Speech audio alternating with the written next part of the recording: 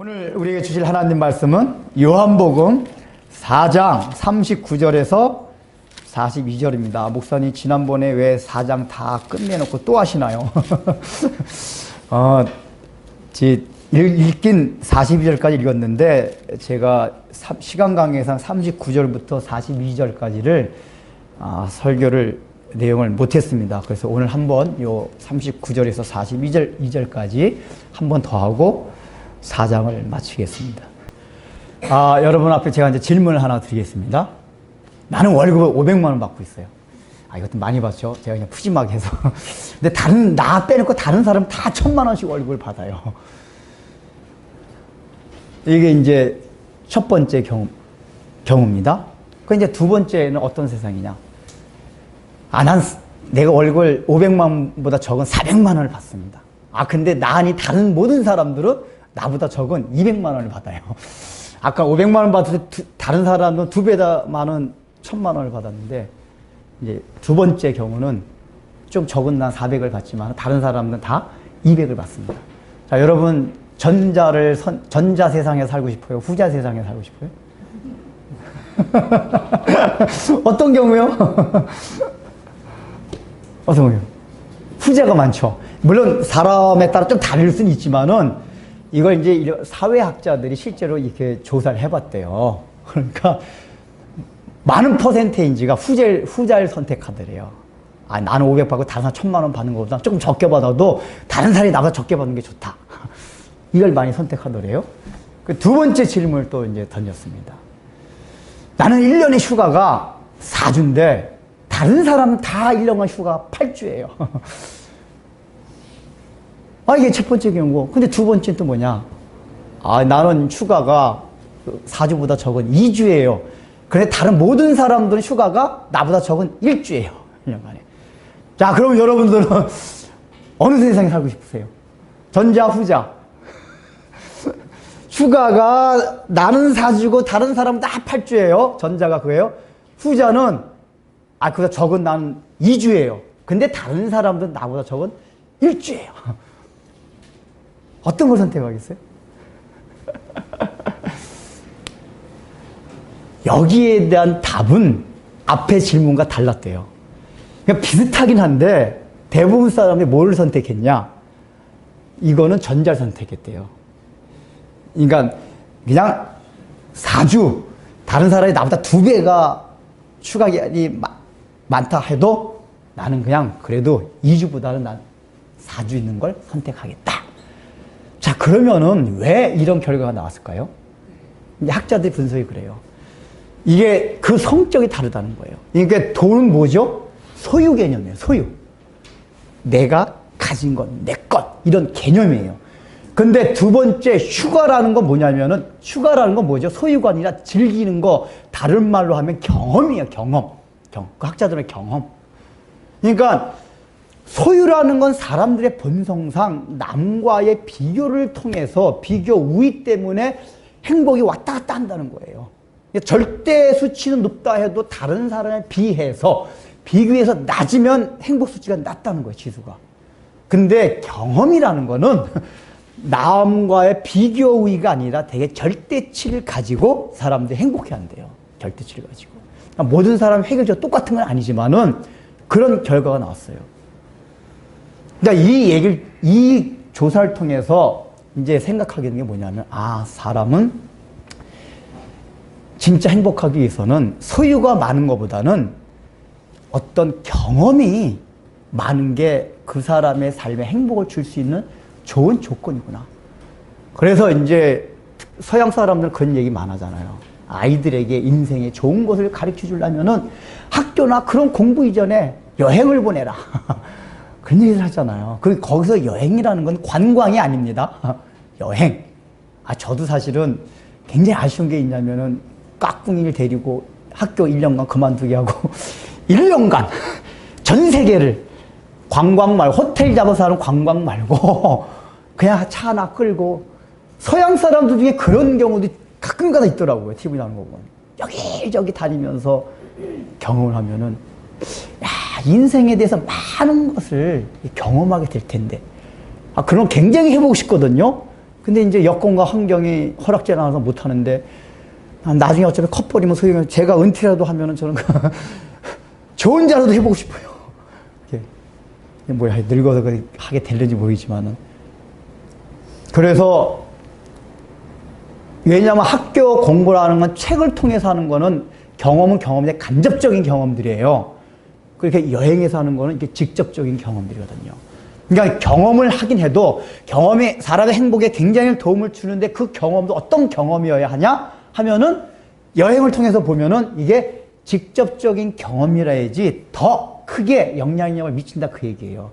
그러니까 예를 들면 그 아까 여행 얘기가 나왔다 해도 그전에는 여행하면 다 이게 직접적인 경험을 했어야만 했습니다. 근데 요즘은 이거 이제 그 3D 이런 기술이 발달돼 가지고 안경만 끼워도 이렇게 거기 간 것 같은 이렇게 상황이 연출될 수 있는 그런 안경들이 많이 발달되잖아요. 그전에 한번 신문에서 보니까 그래서 이제 앞으로 한 몇 년 정도 지나가면은 실제로 그런 영화관이 있으면은 그 영화관에 설치된 데 가서 그 안경을 끼고 보면은 거기에 여행 간 것 같은 느낌을 받을 수 있는 시대가 온다. 그랬어요. 그래서 이제 여행객의 숫자가 급격하게 감소될 것이다 라고 써놨는데 저는 거기에 동의를 안 해요. 아무리 그렇다 해도 물론 여행을 전혀 못 가보는 사람들은 그나마 그걸 통해서라도 대안으로 이렇게 위로는 받을 수 있어요. 그러나 사람이 형편과 여건만 되면 여행 가려고 그래요. 왜 그렇죠? 아무리 3D 안경을 입고 거기에 의자에 앉아가지고 저 알프스 산맥 막 보는 것 같은 느낌을 받아도 직접 여행 가는 건 뭐죠? 거기에 공기도 접촉하고 사람도 만나고 여러 가지 거기 음식도 먹고 이런 실제적으로 피부로 느끼는 감각과 여러 가지 경험들이 있단 말이에요. 그래서 직접적으로 가야 돼요. 아무리 그게 간접적인 발달돼도. 그러니까 이 얘기는 경험이라 할지라도 간접보다는 직접 해야 된다. 그리고 우리가 오늘날의 시대가 사실 점점 시대가 간접적인 경험을 많이 하는 시대로 이렇게 변화해가고 있습니다. 왜냐하면 이제 이 정보의 발달로, 통신, 이런 거의 발달로 인해서 굉장히 간접적인, 인터넷이 그거잖아. 인터넷 통해서 우리는 무수한 간접적인 정보를 얻게 됩니다. 그러나 여러분, 인터넷 정보, 간접적인 정보라는 거는 오류가 있고, 왜곡된 게 있고, 거짓이 있고, 어떤 때 사기, 낚시기사지, 낚시기사. 제목 딱 보고 딱 걸면은, 막 이상한 게 나오더라고요. 저도 제목 보고 딱 눌렀는데, 그거 상관없는 것도 나오고, 아니면 아무 내용도 없는 거. 아, 또 낚시에 걸렸구나. 그러니까, 이게 간접 경험은 사람으로 하여금 진짜 올바른 정보를 주지 못하는 데가 많이 있어요. 그래서 그런 정보조차도 이게 직접적으로 우리가 그 사람을 그런 소문과 뉴스조차도 이게 인터넷이 아니라 텔레비전에서 하는 뉴스조차도 실제로 그 사람을 소식을 이게 들려오는 당사자를 만나서 얘기를 해보면은 뉴스와 다른 것들이 많대요. 실제로. 뉴스라는 것도 이게 언론에 의한 그 틀에 의해서 이게 소식이 전해지는 거기 때문에 만나면 다 다를 수가 있거든요. 그러니까 가장 좋은 건 직접 경험을 해야 돼요. 이제 우리가 이게 일반 세상 살아가는 원리이기도 하지만은 신앙생활의 영역에서도 이런 원리들이 아주 많이 적용됩니다. 우리가 오늘날 교회 안에 보면은 다 신앙생활을 합니다. 예수님을 믿어요. 그런데 그 예수님을 직접적으로 만나서 직접적으로 경험해서 신앙생활을 하는 것보다는 간접적으로 누구한텐가 얘기를 듣고 그냥 거기에 묻혀서 간접적으로 신앙생활을 하는 경우가 너무 많아요. 그러니까 여러분들이 교회에 나왔다는 얘기는 예수님을 어떤 면으로든지 뭔가 경험을 했기 때문에 교회에 나오고 믿음을 가진 겁니다. 그런데 중요한 거는 하나님을 성경에서 우리 기독교 역사 가운데서 우리 주변에서 하나님을 직접적으로 만나고 예수님을 직접적으로 경험한 사람들의 특징이 뭔지 아세요? 성경에 나타난 이 복음이 주는 영광, 기쁨, 즐거움 이걸 다 누리고 살아가요. 근데 실제 우리의 이 신앙생활 영역에서 교회에서 보면은 그렇게 살아가는 사람이 많지가 않잖아요. 동의하시죠? 아이, 그건 목사님이나 뭐 그런 사람이랑 그렇게 살아가는 거죠. 그래서 그런 거에 대한 동경은 하지만 내 자신은 그런 삶을 살지 못하고 누리지 못하는 걸 너무 많이 보게 됩니다. 근데 이 교회 안에 그게 태반이에요. 이 얘기가 뭘 증거하는 겁니까? 내가 신앙생활에 있어서 지금 직접적으로 하나님을 만나고 경험한 것이 아니라 간접적으로 만났기 때문에, 간접적으로. 그래서 아직까지 그 정보가 불완전해요. 어느 정도 맞긴 맞는데. 그래서 우리는 하나님을, 교회에 나온 이상 하나님을 직접적으로, 복음을 직접적으로 맞닥뜨려 가지고 경험을 해봐야 돼요. 오늘 읽은 본문의 내용이 그런 내용들이에요. 하나님을 직접 경험하는 사람들이 어떤 특징이 일어나는가, 그리고 하나님을 직접적으로 경험하기 위해서는 어떤 과정들이 필요한가, 오늘 본문 안에 담겨 있어요. 중요한 내용이기 때문에 제가 안 넘어가고도 한 번 더 하는 거예요. 오늘 본문 좀 봅시다. 사마리아 여인은 계속 우리가 얘기를 해오고 있습니다. 이 사마리아 여인이 예수님을 만났잖아요. 이 사마리아 여인은 예수님을 직접 경험했습니까? 간접적으로 경험했습니까? 만나가지고 직접 경험을 했어요. 근데 직접 경험하기 이전에 이 사마리아 여인도 메시아에 대한, 예수님에 대한 간접적인 경험이 있었습니다. 무엇을 통해서? 구약 성경, 옛날 조상들로부터 들어온 말씀을 통해서 감접적으로 예수님을 알긴 알아왔어요. 그게 도움이 된 건 사실이에요. 아까 서두에서 말씀드렸듯이 우리가 인생의 경험 중에서도 아무 경험이 없는 것보다는 직접적인 경험을 못하더라도 간접적인 경험이라도 하는 게 우리에게 많은 도움을 줍니다. 그러니까 신앙도 마찬가지예요. 구약 성경을 통해서 간접적으로 들어온 그것들이 이 여자가 그래도 메시아 예수님을 직접적으로 만나게 하는데 도움을 준 건 사실이에요. 그러나 그걸 통해서 예수님을 직접적으로 만났어요. 자, 만나게 되니까 이 여인에게 나타난 첫 번째 특징이 뭐죠? 이건 이제 우리가 그 시간에서 했죠. 물동이를 버려두고 마을로 뛰어갔어요. 이게 뭐죠? 전도란 말이에요. 이 얘기는 뭡니까? 야, 자기가 만난 이 메시아 예수님을, 이 복음을 내가 전하지 않고는 못 베긴다. 왜요? 그 기쁨이 너무 넘쳐가지고, 사람이 너무 기쁘면 누군가 그걸 막 같이 공유하고 싶어요. 좋은 게 있으면 함께 나누고 싶은 게 사람의 본성이란 말이에요. 그러니까 이 여자가 이걸 딱 가져보니까 이걸 그냥 죽었어요. 그래서 물동이를 버려두고 왔다 그랬잖아요. 여기서 그러니까 첫 번째 특징이 뭐냐? 하나님을 직접 경험한 사람의 첫 번째 특징, 전도의 열정. 내가 만난 예수님을 정말 전하고 싶다. 여러분 이런 마음 있으세요? 이런 마음이 없다면은 내가 정말 하나님을 직접 경험한 것인가? 아직까지 간접적으로 경험하고 있는 것인가? 한번 생각을 해봐야 돼요. 생각. 이게 있으면 그만 계속 일어나요.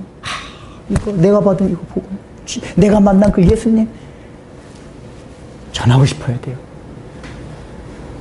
물론 성향상의 차이도 있어요. 성격이 소극적이고 소심하고 뭐 적극적이고 외향적이고 이런 성격의 차이가 있을 수 있지만은 근본적으로 그 내 마음속에는 이걸 전하지 않고는 못 빼긴 막 이런 마음들 특징인 거예요. 그 두 번째 뭐냐면은 이 여인이 이제 전하는데 물동이를 버려두고 갔다는 게 뭐라고 했죠? 그 지난번에 말씀을 드렸어요. 자기 삶의 근원이 되었던 거예요. 삶을 지탱해준 물동이는. 그리고 그 물동이를 통해서 물을 길어먹는 거란 말이에요. 그러니까 물이라는 건 자기가 육신적으로 살아가게 하는 모든 요소고 근원이었어요. 그런데 그걸 버려뒀다는 얘기 뭐냐면은, 잘 보세요. 이 여인이 원래 물을 길러와서 예수님과 얘기하다가 당신이 정말 메시아고 당신이 대단하면 그 물 좀, 목마르지 않은 물 좀 주세요. 육신적으로 축일물을 생각했는데 실제로 그 해결은 안 받았어요. 안 받았는데 물동이를 버려뒀다는 얘기는 이 여자는 그게 이미 해결이 됐다는 얘기예요. 실제적인 이렇게 육신적으로 목마르지 아니하는 물은 예수님이 주지 않았음에도 불구하고 물동이를 버려뒀다는 얘기는 자기가 원래 문제 삼았던 그것 자체가 이제 문제가 아니게 했다, 그 얘기예요. 예수님 만난 사람 특징이에요. 근데 이 여인의 그 삶의 근원적인 문제와 갈구가 뭐였죠? 이 사람은 단순하게 돈 이런 거보다도 인간관계라고 말씀드렸어요. 그 자기의 살아온 경력이 너무나도 그냥 막 5남편, 그 고대사의 5남편이 하고 이 남자 저 남자 그것 때문에 다른 사람 입방에 오르찌는 거 그게 너무 괴로웠어요. 이게 이 사람이 갈구하는 물의 가장 큰 요소였었어요. 근데 지금 예수님께서 그 여자의 상황을 변경시켜줬습니까? 알았다. 내가 그러면은 너가 원하는 물이 그거지. 동네 들어가도 이제 사람들이 널 보면 어머! 그 사람 이름을 뭐 그냥 순이야. 너 웬일이니? 반갑게 맞아주고 그 사람들이 먼저 와가지고 다가가지고 빵도 나눠주고 이렇게 해줄게. 이제 걱정하지 말고 사람 눈 피해 다니지 마. 이렇게 하셨습니까? 아니에요. 그걸 해결하지 않았어요. 근데 이 여자는 버려두고 마을로 확 뛰어가가지고 전도를 뭐라고 합니까? 여기 39절 읽어봅시다. 전도하는 내용을 읽어봅시다. 39절 시작.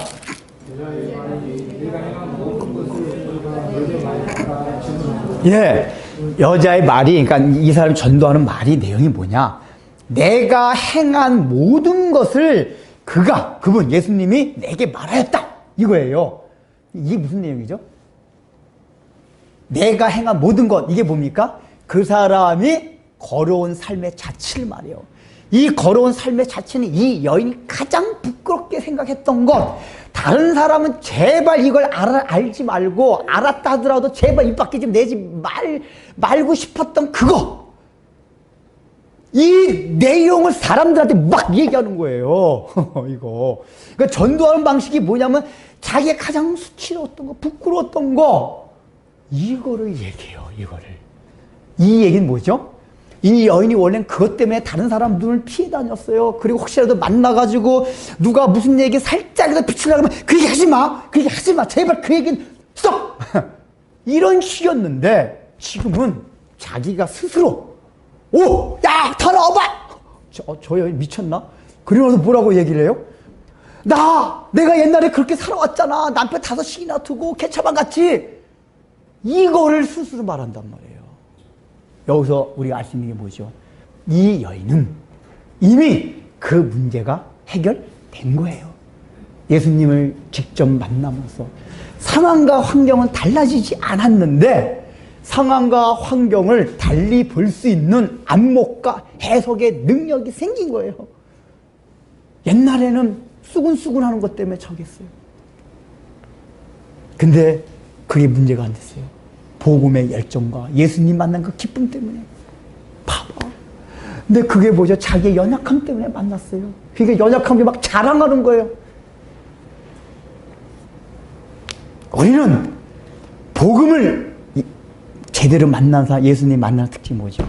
자기의 연약했던 거, 아킬레스건, 열등감으로 느낀 요소들, 이런 것들을 사랑하게 된다는 거예요. 그걸 다른 사람 앞에 자랑할 수 있는 마음의 여유가 생긴다는 거예요. 우리는 이 세상은 얼마나 그런 걸 숨기려고 하고 다른 사람이 그것 때문에 막 말하는 걸 막 싫어합니까? 근데 이 여인은 자기 모든 삶의 과거에 대해서 아주 당당할 것 자랑하듯이 자랑하고 있는 거예요. 여러분 그런 마음도 있습니까? 우리는 하다못해 돈, 권력, 명예 이런 거 가지고도 위축되고 열등감 느낄 때가 있어요. 더 나아가서는 제가 종종 말씀드리는 거, 그런 건 후천적이고 선천적으로 주어진 것들. 제가 늘 말하는 거예요. 성격. 아니 절에 다니신 분은 왜 그렇게 인자한 웃음을 띠고 마음에 여유도 있고 이런 분들이 많은데 이 교회 다닌 사람 성격이 개떡 같지 않습니까? 아니 그게 내가 개떡 같고 싶어서 개떡 같아요. 타고난 성향이 그렇잖아요. 주어진 거. 본인도 싫어요. 난 왜 이렇게 예민할까? 이게 갖고 싶어서 그러지. 그래서 그것 때문에 고민하고. 누구라도 딱, 너 성격이 이렇지. 그 아킬레스건이. 그래서 우리가 갖추지 못한, 바라보는데 갖추지 못한 것 때문에 열등감과 힘들고, 마음의 고민과 갈등을 느껴요. 근데 예수님을 만나게 되면 그런 것 자체가 아무렇지도 여기지 않게 될 뿐 아니라 다른 사람들한테도 자랑할 정도로 변한다는 거예요. 여러분 그렇게 되셨습니까? 되셨어요? 나의 약함을, 나의 부족함을 자랑할 수 있는. 이 세상은 나의 잘난 것을 자랑하는 게 이 세상이에요. 근데 십자가의 도활에서는 하나님을 만나면 나의 약한 것을, 못난 것들을 자랑해요. 이 예수님을 만나고 나니까 이런 특징이 일어난 거예요. 그래서 이렇게 그러니까 이 여자가 변화가 된 거예요. 예수님 만나요. 삶의 변화가, 마음의 변화가 생겼어요. 환경과 상황은 변화되지 않았지만은 내가 예수님을 만나서 내가 변화돼 보니까 상황과 환경도 어떻게 됐더라? 바뀌었더라. 그러니까 이제 사마리아 마을에 들어가서 중간 광야 다 나와보세요. 내가 뭐인 이 사람들이가 원래 이 여인을 멸시하기 때문에 저 여자 또 왜 저러냐 막 처음에 안 나왔을 거예요. 창문 싹 내다보셔 왜 저지? 근데 여자가 하고 있는 얘기 들어보니까 내가 옛날에 5명 남편이 있었잖아. 저 얘기를 왜? 저 여자 미쳤. 우리가 하도 깔보고 막 수덕수덕하고 그러니까 저 여자 미쳤나 보다. 아이고 불쌍해라. 아마 이렇게 생각했을 거예요. 그런데 여기 시제를 보면은 이 증언함으로가 영어로 말하면 현재 완료 같은 거예요. 계속해서 그 얘기를 했다고 얘기 한 번만 딱 한 게 아니라 일회성 한 게 아니라 계속해서 마을 광장에 나와서 여보세요 보세요 내가 5명의 남편이 있었는데 내가 개차반같이 살았고 이랬는데 계속해서 그 얘기를 하는 거예요. 그러니까 창문 살짝 열고 듣고 있던 마을 사람들이 저 여자 미친 게 아니라 진실인 것 같다. 진심인가 보다. 이런 마음이 드는 거예요. 그래서 하나 둘 여자와 치는 마을 광장 앞으로 다 나오기 시작한 거예요. 야, 너 미친 게 아닌 것 같다. 어떻게 너의 그런 얘기를 마음대로 할 수가 있느냐. 이유가 있어요. 내가 그분을 만났어요. 그분이 나에게 이런 얘기를 다 내가 말했던 걸 다 얘기해 주세요. 그러니까 이 복음 증거하는 방법이 뭐죠? 그분이 내게 행한 모든 것. 그러니까 이게 이 사마리아 마을 사람들이 볼 때는 엄청난 변화란 말이에요. 그리고 나서 그 뒤부터는 어떻게 됐을까요? 사마리아에서 이제 예수 믿게 됐잖아요. 그러니까 신앙 공동체가 됐으니까 이때부터 막 업신여기고 깔보고 입 똑똑똑 똥똥 이거 했을까요? 아니에요. 야, 너가 예수님이 전해서 우리가 예수 믿게 되었지. 너무 감사하고 고마워서 빵 하나로 더 있으면은 더 갖다 주고 이랬을 거란 말이에요. 그러니까 뭐죠? 자기가 아킬레스로 여겼던 상황과 환경 자체가 어떻게 됐어요? 변화가 된 거란 말이에요. 예수님을 만나서 자기 마음의 변화가 되니까 그 상황과 환경 자체가 바뀌어지는 거예요. 이거 굉장히 중요합니다. 우리가 예수님을 경험한 사람의 특징이 그거예요. 그 문제를 놓고 막 했는데 그 문제의 근원 속에 나의 마음이 나의 변화되지 못한 삶 여기 있다는 걸 깨닫게 돼요. 이게 변화되니까 내가 그렇게 문제를 여기 있던 상황 환경 이게 딱 이거 아무것도 아니었네. 그냥 자연스럽게 해결돼요. 믿습니까? 해결돼요. 이은이 그러겠어요. 그래서 이제 사마리아 마을 사람들 입장에서는 처음에 이 여인을 듣고 여기 믿었더라 그랬잖아요. 여러분 누가 저 마을에서 미친 사람 같이 여기는 막 개차반같이 창녀같이 여기는 사람이 말했다고 믿겠어요? 왜 사마리아 사람들이 아직까지 예수님 보지 못했어요? 사마리아 여인이 말한 것만 듣고도 믿었을까요? 그 변화된 모습. 저 여인이 저게 거짓에서 미친 줄 알았는데 정말 진심으로 이 여자 변화가 됐네? 맨날 우리 피해 다니고 그런 여자가 저렇게 당당하게 어떻게 저런 걸 얘기할 수 있지? 변했구나. 야, 저 여자가 변해서 이게 보통 일이 아니다. 그래서 예수님을 믿게 되었단 말이에요. 이게 전도에서 가장 중요한 원리예요. 우리가 예수님을 전할 때는 여러 가지 말들이 있지만은 우리의 변화된 모습 이걸 보여줄 때 전도의 효과가 극대화되는 거예요. 여기 이 여인이 어떤 논리적인 변증적인 걸 가지고 전도했습니까? 보세요. 구약 성경에 모세오경에 레위기에 이렇게 돼 있죠. 신명이 이 말씀이 있죠. 이 말씀이 이렇게 돼서 이렇게 메시아가 오신 겁니다. 이 여인은 아마도 그 성분이나 이런 걸 볼 때 구약 성경을 깊이 알지 못했던 것 같아요. 그냥 조상대도 이렇게 했던 얘기 어설프게 한 거죠. 그리고 많이 배우지 못했기 때문에 논리적이거나 변증적이도 못했을 거예요. 그냥 딱 알리는 건 내가 이렇게 변화가 되었어 이거예요. 근데 이걸 듣고 사람들이 변한단 말이에요. 실제로 전도해보면 그래요.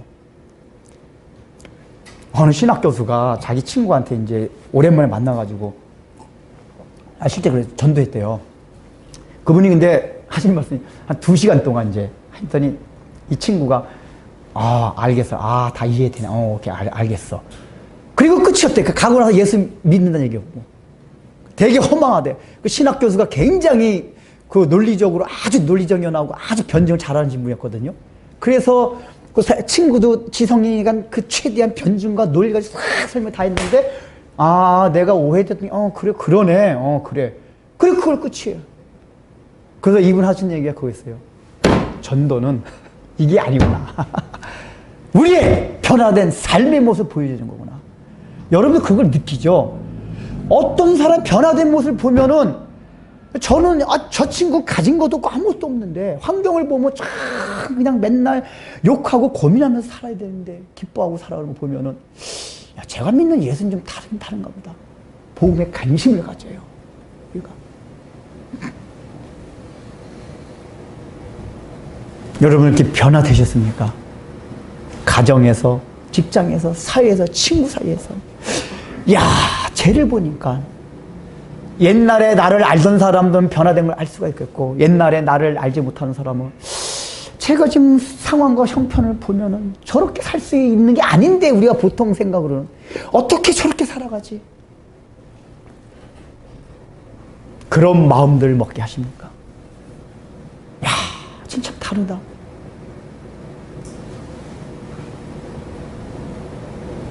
우리에게서 예수님을 만나는 사람은 그것이 나야 된다는 얘기예요. 그래서 이 사마리아 사람들은 이 연의 변화된 모습. 그러니까 여기에는 논리 변증도 있지만 기적, 치유 이것도 아니에요. 우리는 예수님을 믿게 하는데 기적과 그게 있으면 예수님을 잘 믿을 것 같다 이런 생각이 들어요. 근데 여러분, 제가 그전에도 말씀드렸지만 가장 놀라운 기적이 어떤 기적입니까? 사람이 변화되는 거예요. 그거 보면 아시잖아요. 성경에서 보면 하나님이 초자연적인 역사들 금방 팍팍 익히거든요. 근데 사람 변화되는 거 보면 성경에서 엄청 오래 걸려요.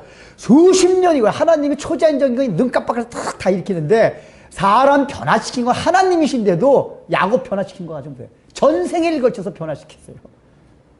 물론 그거는 우리가 자율의준 인격적인 존재이기 때문에 그렇긴 그래요.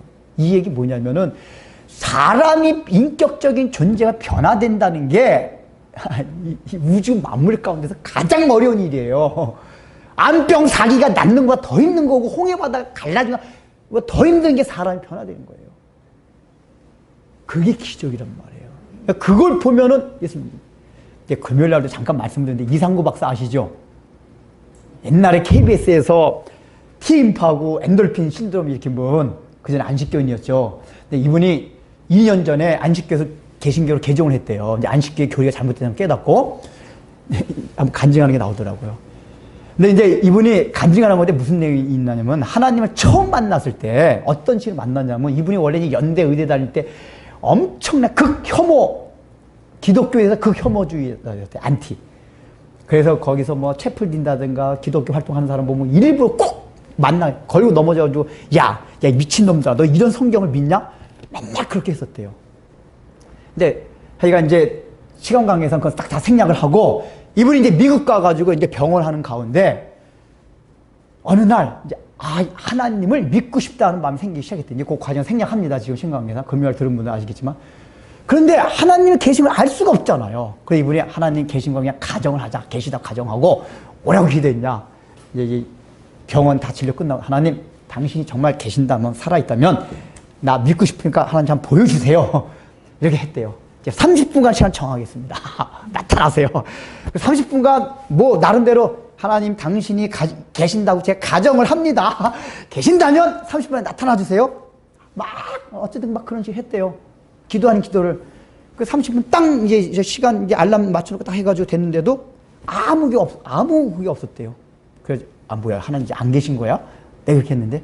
그래서 딱 일어나는 순간에 저 먼 제사에 누가 옛날에 환자가 갖다 준 성경이 하나 있어가지고 그냥 한번 열어보고 싶더래요.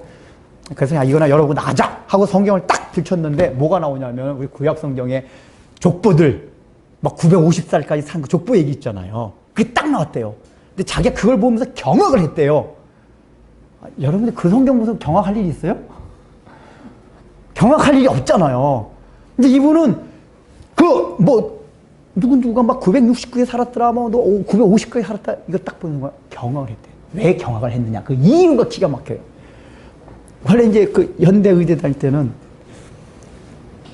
맨날 믿는 거 욕하고 그러니까 그 친구 하나가, 그 선교 다니는 친구 하나가 성경을 펴주면서 한번 설명해 주더래요. 근데 자기 지금 폈던 성경, 구약의 그 말씀, 야, 옛날에 노아 때 이렇고 창조라는 것도 있고 노아 홍수 어떻고 하면서 이제 변증하고 얘기해 주려고 폈던 성경이 요 성경이었다는 거예요. 그런데 그때는 어땠었나?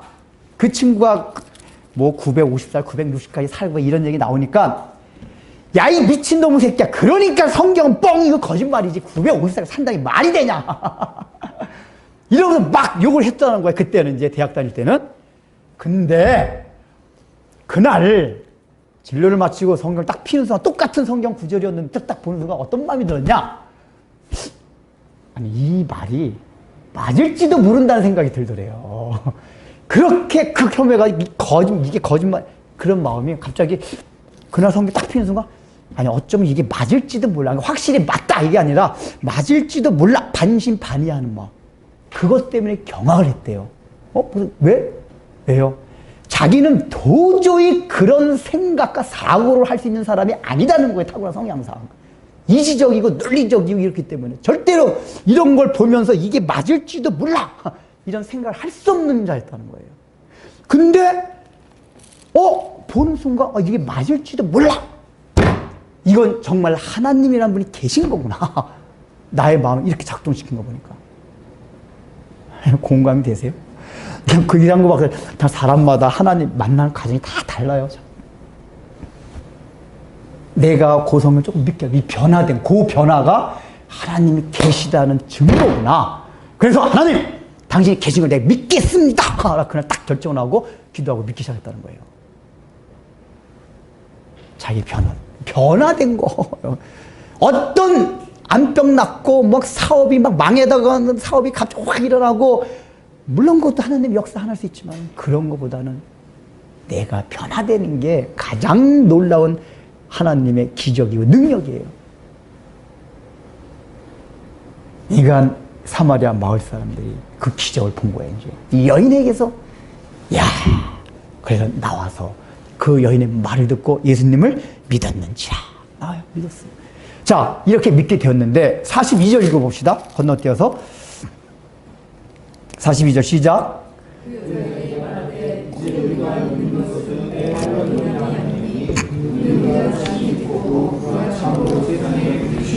아니, 아까 분명히 39세 믿었다고 나왔거든요. 근데 지금 뭐라고 나오냐면 갑자기 그 여자에게 말하되 이제 우리가 믿는 것은 내 말로 인함이 아니니까, 너가 말한 것, 지금 믿는 것은 너가 말한 것 때문이 아니라 우리가 친히 그분을 보고 그분의 말씀 친히 들었기 때문에 믿는 것이다 하고, 그 다음에 그 내용이 뭐냐? 참으로 그분이 구주이신지, 세상의 구주인지. 여러분, 이게 그냥 쓱 넘어가기 쉽지만은 세상의 구주라는 게, 세례요한도 이 고백을 설교 때 이 얘기를 안 했고, 이게 제자들도 아직을 깨닫지 못했을 때예요. 근데 사마리아 이 사람들은 지금 집단적으로 회심하고 예수를 믿으면서 이 예수님이 거기서 세상의 로마 제국 전체를 말하는 거예요. 그러니까 유대인들이 가진 선민의식 갖고 있던 메시아가 오면 그 선민들만을 위한 그분이 아니라 로마 제국 전체, 저 스페인까지 저 개같은 이방인들을 향한 그 구원자로 오셨다. 이것까지 깨닫고 그걸 믿음 받아들인 거예요, 지금. 이게 이 당시로는 아주 놀라운 신앙 고백이에요. 이것까지 하게 됐어요. 예수님을 더 깊이 알게 된 거예요. 깊은 믿음이 생겼어요. 그런데 그러기 때문에 이 믿음은 너에게서 들은 그 때문이 아니라 뭐라고요? 너를 예수님께 친히. 자, 이 얘기 뭐죠? 그러니까 40절, 41절의 내용이 그거예요. 이제 여인의 말을 들었어요. 광장에 듣고 나서, 메시아를 믿었어요. 근데 이 사마리아 마을 사람들은, 그러면, 저 여인이 저렇게 변화됐는데, 자기는 아직까지 그렇게 변화되지는 않았어요. 너 변화된 거야. 예수님 난 믿겠다. 우리가 그런 거 많잖아요. 신앙생활 하다 보면은, 여러분 교회에 다 나오셨습니까? 알게 모르게 여러분한테 영향을 준 사람이 다 있었어요. 모태 신앙기는 어릴 때부터 부모님이 잘 믿어왔고, 친구가 누가 그렇게 믿어왔어요. 그래서 교회 나왔어요. 하나님도 계신 걸 믿어요. 그런데 뭔가 내가 결정적으로 변화되지는 않았어요. 여러분 그때 답답하지 않습니까? 그냥 막 변해. 그래서 이 사마리아 사람이 말하는 게, 너가 예수님을 직접 만나서 변화된 거 보니까 우리도 너 얘기 듣고 믿긴 믿었는데 더 확실하게 하기 위해서 그분을 직접 만나보고 싶다. 그분의 직접 말씀 들어보고 싶다. 이런 간절한 마음이 든 거예요. 사모하는 마음이 든 거예요. 그래서 한 사람 대표를 딱 우물가 보내가지고 빨리 주여 우리 마을로 오시옵소서. 그래서 예수님 거기 가셔서 이틀간을 같이 유하시면서 말씀 전했다 그랬잖아요. 여러분 이 사건 이게 사실은 지난번 잠깐 얘기했죠. 이거는 센세이션 일으키는 사건이에요. 그 당시에 뉴스가 있었는데 9시 뉴스 땡 하자마자 나올 제목의 기사를 촬영하고 예수 사마리아 마을에 들어가 이틀간 유하다. 이게 그런 뉴스거리예요 이게. 유대인은 절대로 사마리아 마을에 들어갈 리가 없고 반대로 사마리아 사람들이 유대인을 청빙해서 유대인한테 말을 듣는다. 이건 그 당시 사람들의 사회 풍속이나 관습상 도저히 일어날 수 없는 일들이 일어난 거예요. 9시 뉴스에 나오는. 이런 일들. 이 얘기가 뭐죠? 사마리아 사람들이 얼마나 마음에 열망했으면 유대인임에도 불구하고 말씀을 간절히 삼면서 그분을 천명을 한 거예요. 놀라운 뉴스거리를 만들어낸 거예요. 결국은 뭐죠? 이 말씀에 대한 사모함이 직접적으로 예수님 말씀을 듣게 된 계기가 된 거예요. 우리가 마찬가지입니다. 우리는 다 누군가의 신앙에 얹혀서 신앙생활 하는 경우가 너무 많아요. 여러분이 제 설교를 듣고 신앙생활 하는 것 자체도 간접적인 거예요. 이제 이걸 좀 이제 어떻게 다르게 얘기하면은 누구한테 전도받아서 여기까지 오게 하는 거는 간접적인 거고 거기 와서 이제 목사님 설교 들어라! 그거 직접적으로 듣는 거다. 이게 아니에요. 여기서 예수님 말씀 직접 들었잖아요. 그 당시에는 예수님이 육체를 입고 지니셨기 때문에 직접 들으신 거예요. 자, 오늘날에는 하나님의 영이 어떻게 오시죠? 우리에게? 성령을 통해서 우리에게 말씀을 하세요. 제가 전합니다. 또 누군가 여러분의 성경 말씀 얘기해 줍니다. 그러면은 늘 그 가운데 있는 게 뭐냐면은 성령께서 우리에게 아무리 설교를 들어도 변하지 않는 게 뭐냐면 성령께서 직접 말씀을 안 해주세요. 여러분이 성령님의 말씀을 못 들어서 그래요. 성령님께서 말씀을 들을 때 터치해줘야만 직접적으로 해주셔야만 변화가 돼요. 그래서 어떤 사람은 말씀을 듣다가 똑같은 말씀인데도 그냥 마음에 막 훌파는 듯한. 여러분 어거스틴이 어떻게 회심했습니까? 로마서에 있는 어느 날 맨날 읽었던 성경인데 술 취하지 말라 방탕하지 말라. 그냥 보통 사람은 그러려니 해요. 근데 그 말씀이 자기 막 휘었어요, 그냥. 어느 날. 그때는 그 어머니 모니카의 기도에 턱택했었어요. 그래서 회심했어요. 그러니까 똑같은 말씀이지만은 성령님께서 말씀을 해주시고 터치를 해야만 변화가 되고 직접적으로 만나요. 근데 우리는 그냥 교회 왔으니까 대강 설교 듣고 그냥 남한테 얹혀서 난 또 우리 부모님 날 위해서 기도 많이 해줘. 우리 목사님 우리 나 위해서 기도 많이 해줘. 이런 거로 다 대강 그냥 안심을 하고 신앙생활 하는 경우가 많아요. 물론 맞아요. 우리가 그나마 이렇게라도 살아가고 있는 거는 그 전에 제가 금요 차례 때 얘기했죠. 누군가가 우리를 위해서 기도해 준 분이 있기 때문에 그래요. 특히 성령님이 기도를 해줘요. 근데 우리는 못 느끼는 상태에서. 그러나 우리가 내가 직접 주님을 만난 게 아니라면 내가 직접 주님을 직접 만나기 위해서 마음에 간절함이 있어야 돼요. 꼭 선생님이 어느 반에 가가지고 어느 학생이 대답을 기가 막히게 잘하니까 야, 이반 학생들은 참 공부 잘하네. 아, 이렇게 하니까 다른 학생들이 자기도 다 실력 있는 걸 착각하면 안 된단 말이에요. 그 학생만 실력 있는 거예요. 우리 특히 모태 신앙, 어릴 때부터 뭐 자연스럽게 온 사람, 자연스럽게 신앙생활에 익숙해졌어요. 부모의 신앙이에요. 어떻게 보면 부모의 기도 덕분이에요. 그렇게 해요. 그러나 그건 부모님의 신앙이고, 목사님의 신앙이고, 친구의 신앙이고, 아내의 신앙이고, 남편의 신앙이에요. 그게 내게 되기 위해서는 성령님이 직접 나에게 와서 터치하고 말씀하시는 게 있어야 돼요.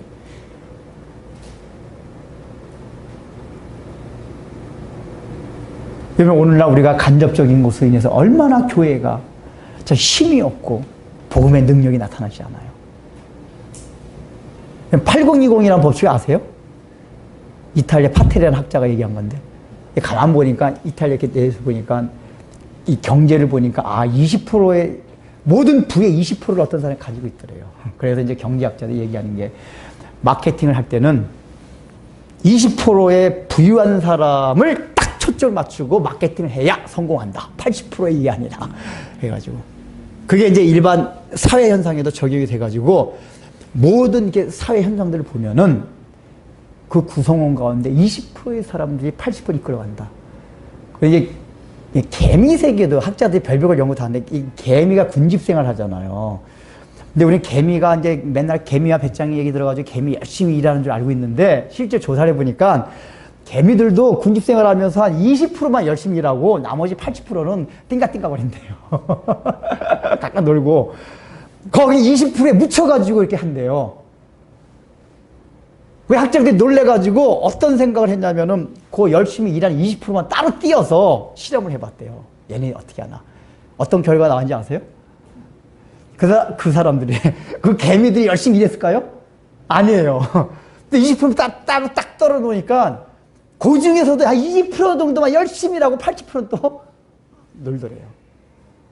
야, 그게 그러니까 이게 이 생태, 사람, 이게 다 그런, 그러니까 이게 이 우주 만물에 있는 것들이 죄악으로 감염된 모든 것들이 다 사람이 뭐냐면 그냥 적당히 파묻혀서 그냥 편안하게 이게 살아가고 싶은 본성들, 개미조차도 그게 다 있다는 얘기예요. 예.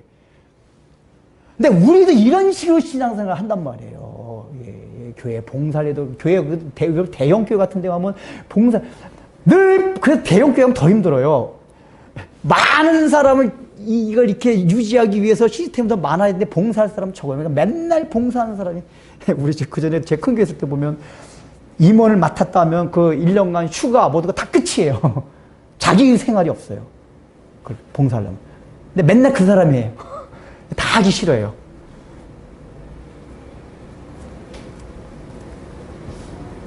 그런 봉사뿐만 아니라 본질적인 복음을 듣고 예수님 만난 것조차도 그냥 어영부영 분위기 휩쓸려가지고 이렇게 잘 믿는 사람들이 막 하는 거 따라가다 보면은 내가 예수님을 만나지도 못하고 그냥 휩쓸려서 갈 수가 있단 말이에요.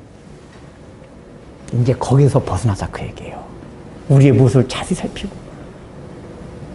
그럼 어떻게 해야 돼요? 이 사마리아 여인들과, 여인이 아니라 사람들과 같이 그분을 내가 좀 더 알고 싶다. 너와 같이 그분을 보고 변화된 그런 모습을 나도 보고 싶다. 그래, 그분을 초청, 이게 뭐죠? 그 말씀을 간절히 사모하는 그 마음이 있었대요. 그러니까 설교들 주일에 할 때도, 뭐 오늘 예배 시간이니까 그냥 설교 들어볼까? 이런 게 아니에요. 야, 오늘 무슨 말씀을 하실까? 그 말씀을 통해서 성령이 나를 어떻게 터치하실까? 그 성령님이 터치하심에 대한 간절한 마음이 있어야 된단 말이에요. 그 간절함이 없으면 그냥 설교는 설교뿐이에요. 그렇구나. 우리가 제가 성경을 성경이 뭐라 그랬죠? 뭐예요? 경전? 종교, 교독교 경전? 이게 아니라 우리를 향한 하나님의 뭐예요? 연애편지. 연애편지예요. 근데 여러분 제가 맨날 그렇게 말한 일도 읽으시면서 야, 이게 어디 연애편지야 이게 그렇게 느껴지세요? 그러면은 목사님이 저 맨날 이거 보고 연애편지라 했는데 이 성경 말씀 어떻게 이게 우리를 향한 하나님의 열렬한 사랑을 고백한 연애 편지라면 난 이게 아무리 들어도 연애 편지 같지 않은데 그럼 막 알고 싶어하고 좀 이런 사모함들이 있어야 되잖아요. 뭐 그냥 여러분은 연애할 때 보세요. 연애 편지 줄 때 그것도 좀 이렇게 우리 연애 편지에서 그러잖아요. 시 같은 거 써. 시 같은 거 은지가 있잖아요. 딱 보고 그 즐기는 거예요. 막 더 거의 압축돼 있고. 그럼 막 연애 편지 할 때 아무거나 막 쳐박아 둡니까? 읽고 또 읽고 요 말이 요 시를 한 게 뭘 의미하는 걸까? 저 사람이 나를 어떻게 사랑한다는 걸까? 자꾸만 생각해요. 그 사람의 성향이 어떻게 이런 어느 테니까 이렇게 했겠지. 나에게 모르면 직접 가서 편지 쓸 때 그 시의 내용 이렇게 표현한 게 뭐야? 물어보기도 하고. 그게 사랑하는 사람한테 받은 거지. 이러고 가면은 전혀 사랑하는 게 아니에요. 근데 우린 태도가 어떻죠? 그냥 이게 무슨 연애. 여러분, 그런 마음이 있어요. 말씀을 사모하고.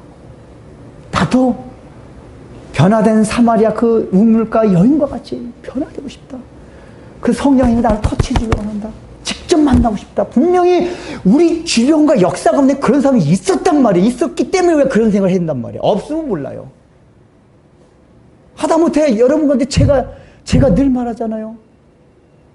제가 늘 그전부터 얘기한 게 저는 설교를 통해서 여러분들이 변화되기보다는 제 삶에 잠깐만 노출시킨다는 게 뭐죠? 저도 여러분과 똑같은 인간이다 그 얘기예요. 죄도 있고 망할 놈이고 다 똑같은 놈이에요. 제가 금요일도 얘기했지만 제 예수 안 믿어서 나 바람둥이 됐을지 모른다고. 나쁜 놈이에요. 다 죄인이에요. 그런데 이럼에도 불구하고 하나님이 나에게 주시는 기쁨과 즐거움이 있다는 얘기예요. 여러분과 달라서가 아니라 똑같은 죄인임에도 불구하고 그걸 통해서 여러분들이 유 목사는 저런 세계를 경험하고 살아가는구나. 잘나서가 아니라 못났으면 맨날 운전할 때도 막 신호위반다고 그냥 저 목사가 참 제가 일부러 삶막 노출시키잖아요. 저 별 볼 없는 인간이다 그 얘기예요. 인간인데 죄인인데 그래도 내가 그런 기쁨, 나를 멸시하지 아니하고 열등감에 빠지지 아니하고 나 자신을 사랑하고 그러고 있다 그 얘기예요. 그게 여러분 주위에 보이죠. 그러면 그래도 유목사가 저런 거 보니까 저 예수님 만나면 진짜 저렇게 되는가 보네. 그냥 막 사모함을 가지라 그 얘기예요. 그런 거예요. 그냥 그런가 보다. 이제 그냥 머무지 마요. 주님, 성령님 나를 터치해 주세요. 그 여러분이 말씀을 볼 때, 설교를 들을 때, 기도할 때 하나님, 제가 누가 들려준 간접적인 말이 아니라 직접적으로 성령님께서 저를 터치해 주시기를 원합니다. 원합니다, 주님. 이 말씀을 읽을 때도 깨닫게 해주세요. 이런 간절한 마음으로 성경을 읽고 설교를 듣습니까? 그런 사모하는 마음으로 기도를 하십니까? 하나님, 누군가는 기도해서 하나님을 만났다는데, 변화됐다는데, 난 도무지 기도도 안 되고, 지겨 죽겠습니다. 그러면 안 돼도 하나님 앞에, 주여, 저에 찾아오셨어요. 기도를 통해서도 하나님 좀 만나게 해주세요. 이런 간절한 마음들이 있으세요. 이게 없기 때문에 못 만나는 거예요, 여러분, 사실은. 이 사마리아 여인들이 예수님을 청빙하지 않았으면 직접적인 경험을 할 수가 없어요. 여러분들도 예수님을 더 깊이 알게 되길 원합니다. 그 마음이 있어야 돼요. 나를 사랑하는 예수님, 얼마나 나를 사랑하셨을까? 그거 더 알기 위해서 그걸 계시는 게 성경이란 말이에요. 이 연애 편터 있고 주님 정말 저를 사랑하셨다고요? 알고 싶습니다. 근데 이걸 알고 나면은 열등감 이런 게 어디 있어요? 자기를 사랑할 수 있는 십자가 아래서의 자존감이 넘쳐요. 누가 뭐라고 해도 아무리 내가 못났다 해도 하나님이 주시는 그 마음으로 자기를 예수 믿는 사람은 자기를 사랑해야 돼요. 자기 애에서 나온 자기 사랑이 아니라 십자가로부터 나온 자기 사랑. 이거는 환경과 상황에 따라 변하지가 않아요. 하나님, 왜요? 내가 이걸 연애 편지를 통해서 하나님이 나를 얼마나 사랑하시는가. 그러니까 하나님을 깊이 알아간다는 얘기는 다른 말로 말하면 뭐냐? 하나님이 나를 얼마만큼 사랑하셨나에 대한 인식이 내 안에 쫙 드는 거예요. 여기 보면 알았더라 그랬잖아요. 사실 알았더라가 뭐냐면은 지식적인 암 아니라 이게 히브리 사람들의 사고방식이에요. 부부가 서로 동침하는 거를 알았더라고 표현해요. 경험으로 아는 거, 지식적인 암. 왜냐? 내가 그리스도의 사랑을 깨닫고 보니 그걸 알고 보니 야, 이분이 정말 나를 사랑하네, 나와 하나네. 이게 하나가 된 게 알아야지 이제 우리 마음에 근심걱정 눌리지 않게 된다니까요. 이게 자꾸 안 되잖아요. 이게 지식이면 머무르서 그래요. 알아야지 주와 나는 하나구나, 연합이 됐구나.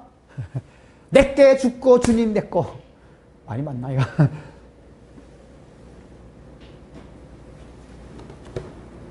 그래서 사마리아 여인과 같이 부족함에 불구하고 다 나와서 내 말을 들으라. 나의 부족함을 자랑하노라.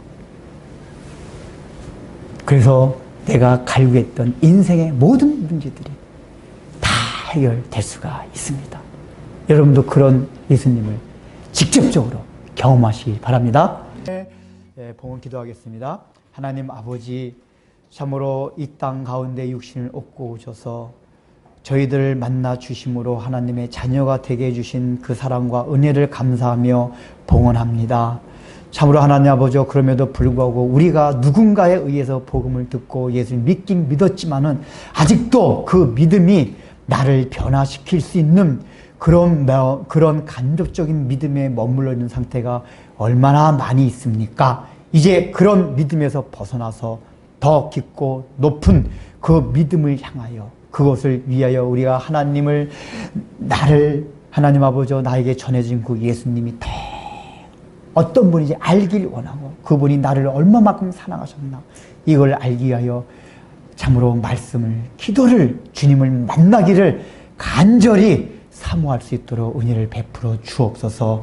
그 은혜를 사모하는 것이 우리가 하나님 앞에 드리는 진정한 봉헌이라는 것을 깨닫고 그 봉헌을 통하여 우리의 마음에 충족된 기쁨과 즐거움을 가지고 살아갈 수 있는 변화된 내 모습을 보면서 기뻐하며 저 사마리아 여인과 같이 어쩔 줄 몰라 다른 사람들에게 영향력을 미치며 살아가는 우리 사랑하는 성도들이 모두 되게 하여 주옵소서. 예수님의 이름으로 기도드립니다.